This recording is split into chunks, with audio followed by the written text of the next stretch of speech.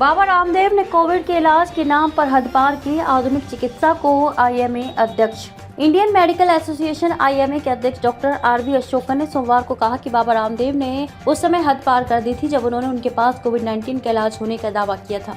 Doctor Ashokan ने कहा कि उन्होंने आधुनिक चिकित्सा पद्धति को मूर्खतापूर्ण एवं दिवालिया विज्ञान कहकर बदनाम किया। भ्रामक विज्ञापनों को लेकर पिछले महीने सुप्रीम कोर्ट द्वारा रामदेव और उनकी दवा कंपनी पतंजलि आयुर्वेद को फटकार लगाए जाने के बाद आईएमए की ये पहली टिप्पणी है। सुप्रीम कोर्ट में 30 अप्रैल को मामले की सुनवाई होने वाली है। सुप्रीम कोर्ट आईएमए की 2022 की याचिका पर सुनवाई कर रहा है, जिसमें कोविड रोधी टीकाकरण अभियान और इलाज की आधुनिक पद्धतियों को बदनाम करने का अभियान चलाने का आरोप लगाया है। अदालत ने पिछले महीने रामदेव, उनके सहयोगी आचार्य बालकृष्ण और पतंजलि आयुर्वेद लिमिटेड से भ्रामक विज्ञापनों पर उसके आदेशों का पालन नहीं करने के लिए सार्वजनिक रूप से माफी मांगने को कहा था। अशोकन ने यह भी कहा कि यह दुर्भाग्यपूर्ण है कि सुप्रीम कोर्ट ने आईएमए और निजी डॉक्टरों के तौर तरीकों की भी आलोचना की। उन्होंने कहा कि अस्पष्ट और अति सामान्य बयानों ने निजी डॉक्टरों को हतोत्साहित किया है। उन्होंने कहा कि हम ईमानदारी से मानते हैं कि उन्हें ये देखने की जरूरत है कि उनके सामने क्या सामग्री रखी गई है। उन्होंने शायद इस बात पर विचार नहीं किया कि यह वह मुद्दा नहीं है जो अदालत में उनके सामने था। कोविड से युद्ध में अनेक डॉक्टरों ने कुर्बानी दी।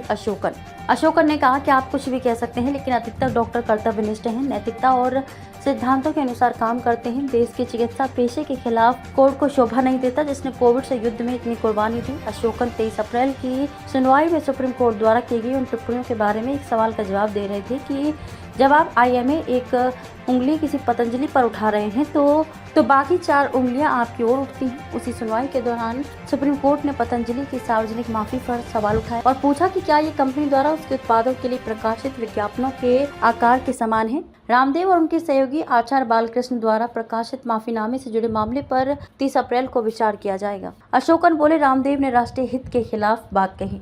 अशोकन ने कहा कि रामदेव ने आधुनिक चिकित्सा पद्धति की ये कहते हुए खिलाफत की थी कि यह एक मूर्खतापूर्ण और दिवालिया विज्ञान है। आईएमए प्रमुख ने कहा कि जब सरकार टीकाकरण कार्यक्रम चला रही थी तो रामदेव ने राष्ट्रीय हित के खिलाफ बात कही। उन्होंने कहा कि कोविड रोधी टीके की 2 डोज लेने के बाद 20,000 डॉक्टरों की मृत्यु हो गई। उनका कद इतना ऊंचा है कि आप जानते हैं कि लोगों ने उनकी बातों पर विश्वास किया। ये दुर्भाग्यपूर्ण था। ये पूछे जाने पर कि बड़ा नाम होने और राजनीतिक जुड़ा होने के बावजूद आईएमए रामदेव से क्यों भिड़ी, इस पर अशोकन ने कहा कि उन्होंने हद कर दी। हम इस देश में बहुत लंबे समय से फालतू चीजों को बर्दाश्त करते रहे हैं। हमारा पैसा भी इसे बर्दाश्त कर रहा है और हमने कभी ऐसा नहीं चाहा।